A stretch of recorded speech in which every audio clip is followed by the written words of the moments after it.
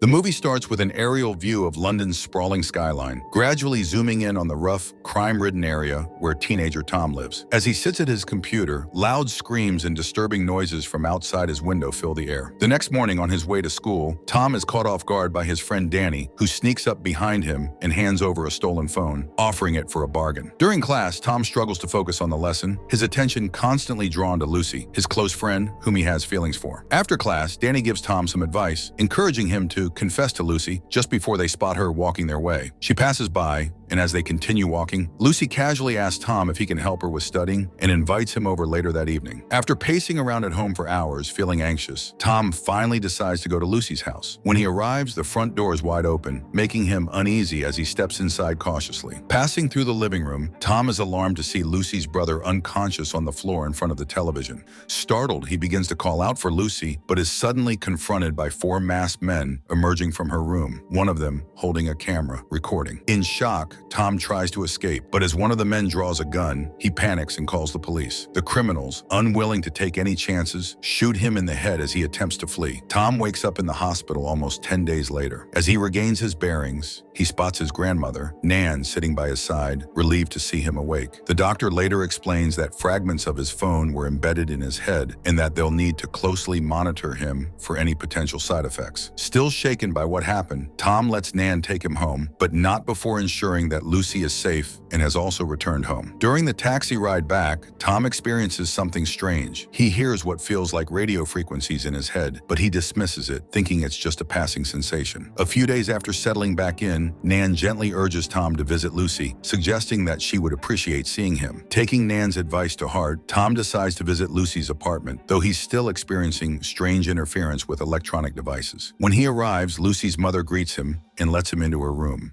Lucy is sitting on her bed, and when she sees Tom, she smiles warmly, easing the tension between them. She jokes about being glad he wasn't dead, which helps break the awkward silence. Tom, still feeling guilty, apologizes for not being able to protect her that night, but Lucy reassures him, saying she never blamed him for what happened. On his way back home, Tom starts hearing snippets of phone conversations from people in the neighborhood. The sudden rush of voices in his head overwhelms him, making him feel dizzy and confused. Panicking, he hurries home, only to be struck by a bizarre sight. He can now clearly see the TV frequency being transmitted to their screen. Nan, noticing his strange behavior and dazed expression, becomes worried and reaches for the phone to call a doctor. But Tom quickly stops her, insisting that he just needs to rest. In his room, the strange effects intensify. He begins to perceive the codes, signals, and data flowing through every electronic device around him. It's as though he can see the inner workings of everything digital. When he gazes out at the city from his window, the overwhelming flood of information becomes too much, and he collapses, passing out on the floor. The next morning, as Tom regains consciousness, a memory from his visit to Lucy's apartment flashes in his mind, an important detail he had missed. Something about that visit doesn't sit right with him now. Tom remembered noticing a projected notification from Lucy's router, showing an iPhone connected under the name Eugene, a classmate of theirs. The detail bothered him, but he kept it to himself. On Monday, despite Nan's protests, Tom dressed for school.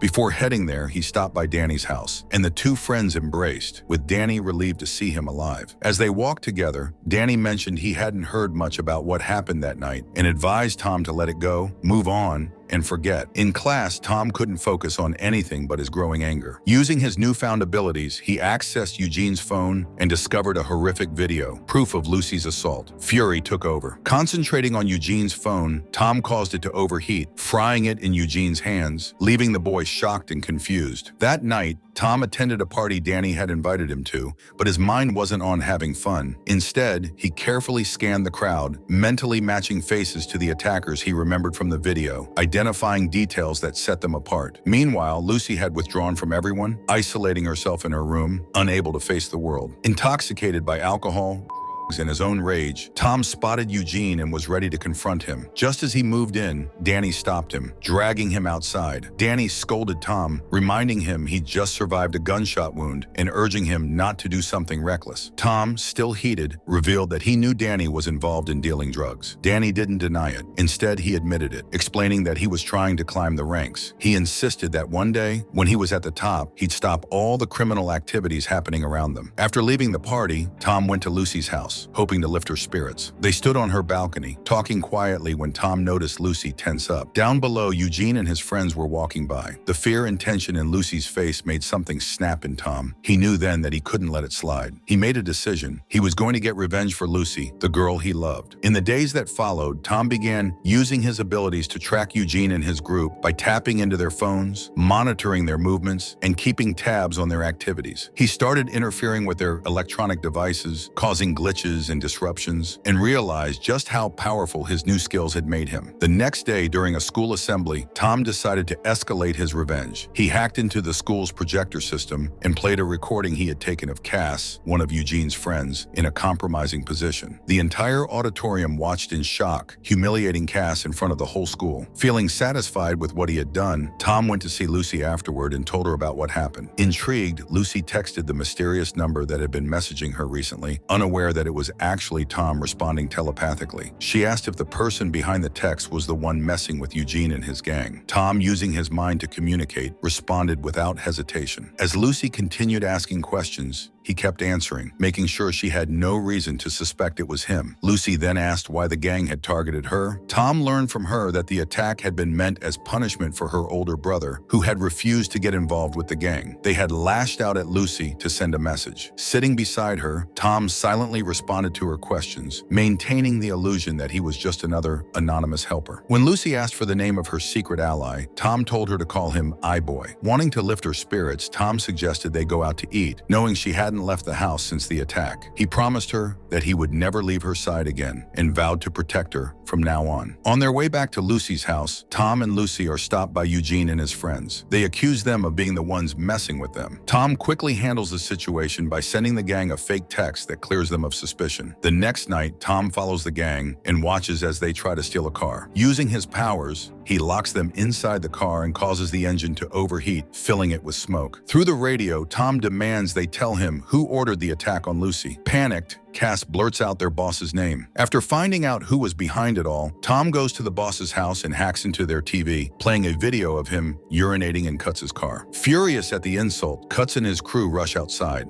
While they're distracted, Tom sneaks into the house and uses his powers to destroy every electronic device inside. He also finds kilograms of drugs hidden in a fake speaker and takes them, causing Cutz and his gang to panic. One evening, while Tom and Lucy are watching a movie at her house, Lucy talks about the Vigilante who's been fighting the gang. Tom, thinking she'd be impressed, is surprised when she calls the Vigilante's actions stupid, saying that if he really wanted to make a difference, he'd have to do much more to clean up the place. Taking her words to heart, Tom starts planning how to take down every gang member on the streets. Tom decides to use the stolen cocaine from Cutz to frame Eugene and his friends. He sneaks into their houses, plants the drugs in their rooms, and then tips off the police anonymously. When the police arrive, they find the drugs and arrest the young men, sending them to prison. This causes problems for Cutz, as the money from the stolen drugs begins disappearing, and his boss, Elman, threatens his life if he can't fix the situation. The next night, in desperation, Cutz calls a meeting with his crew and orders them to break into every house in the neighborhood to confiscate any electronic devices they can find, believing they are being hacked. As the gang members carry out their orders, Cutz becomes suspicious of Cass, the only one who hasn't been arrested. As the neighborhood erupts in anger and confusion, blaming I-Boy for the trouble, Tom decides to lay low for a few days to make the gang think he's disappeared. One morning, while listening in on their conversations, he overhears Cutz talking about an important delivery happening that night. Ready to take action, Tom tries to leave for his mission, but his grandmother stops him, demanding to know where he has been sneaking off to all the time. When Tom refuses to explain himself and walks out of the house, Nan becomes worried. She goes to see Danny and tells him that Tom has been acting strangely lately, begging him to keep an eye on his friend and make sure he's okay. Meanwhile, Tom tracks the boss's phone to a container yard where a drug exchange is supposed to happen. He sneaks in, takes down the guard who's keeping watch, and sets fire to the kilos of cocaine stored in a crate, destroying the gang's entire supply.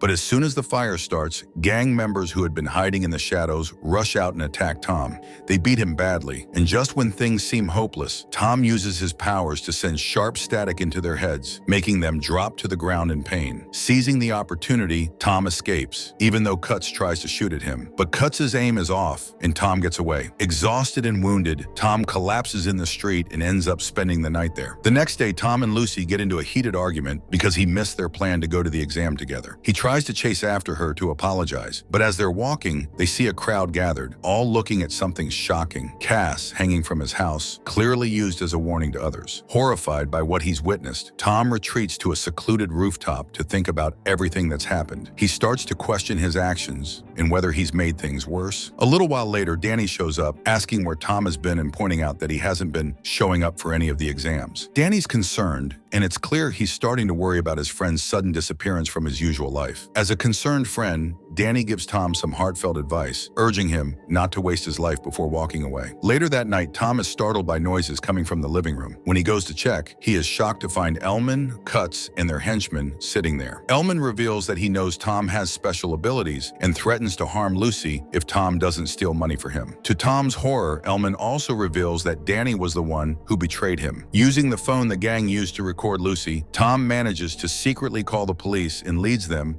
to where Lucy is being held captive. Under Elman's orders, Tom starts transferring money into Elman's account. However, Elman grows suspicious when Eugene doesn't answer his phone and decides to head to the warehouse where Lucy is being kept. When they arrive, Tom uses his powers to cause the phones in the pockets of Lucy's kidnappers and Elman's phone to explode. Elman narrowly escapes by throwing his phone away and running outside.